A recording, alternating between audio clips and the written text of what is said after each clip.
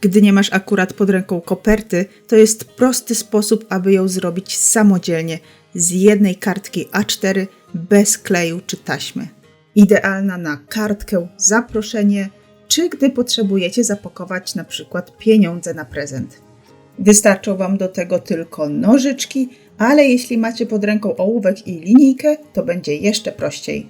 Z kartki A4 robimy kwadrat 21 na 21 cm.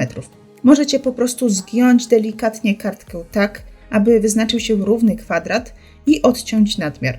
Lub przy pomocy linijki odmierzyć 21 cm.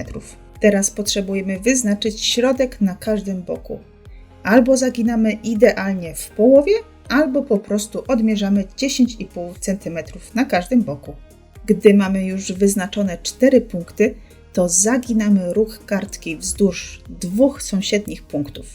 Bardzo wygodne jest pomóc sobie przy zaginaniu na przykład linijką.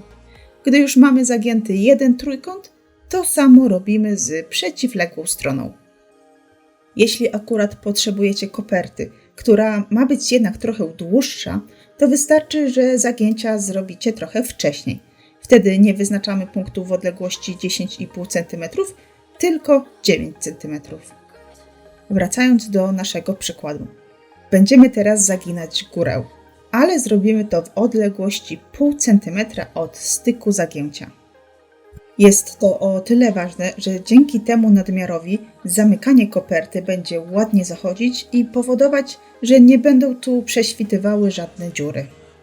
Czas zagiąć dolną część i odległość tego zagięcia zależy od tego, jaką wielkość koperty potrzebujecie. Może być bardziej wąska, idealna na przykład na pieniądze 9 cm, szersza 10 cm, a ja zrobię coś po środku i odmierzę 9,5 cm. Jeśli nie macie linijki, oczywiście możecie to zrobić na oko. Ważne, aby postarać się, aby było równo. Teraz łapiemy dolny róg i zaginamy do środka, do pierwszej krawędzi. Potrzebujemy zrobić tutaj z dwóch stron 2 cięcia, które będą sięgały do punktu, w którym widzimy, jak stykają się te dwie krawędzie. Możemy je sobie oznaczyć na przykład ołówkiem i nacinamy. Jedna strona i za chwilę druga.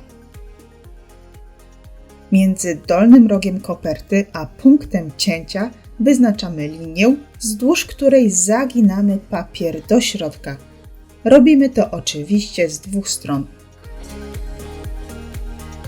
Teraz wystarczy wprowadzić ten górny trójkąt do środka koperty. Dzięki temu nasza koperta jest bardzo solidnie złożona. Nic tu się nie rozpada, nie ma żadnych dziur czy prześwitów. Dociskamy dla pewności wszystkie krawędzie i gotowe. Piękna koperta, którą zrobiliśmy sami, bez żadnego klejenia, tylko z kartki A4. Świetnie wygląda nawet zrobiona ze zwykłego papieru do drukarki. Ja tymczasem dziękuję za uwagę i do usłyszenia. Pa!